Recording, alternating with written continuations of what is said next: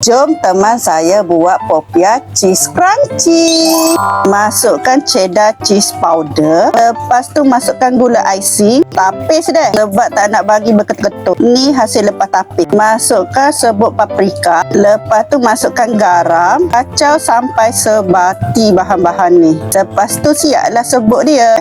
Next kita potong kulit popia. Bagi dia kecil-kecil lah macam ni. Lepas tu kita kupas-kupas kulit popia.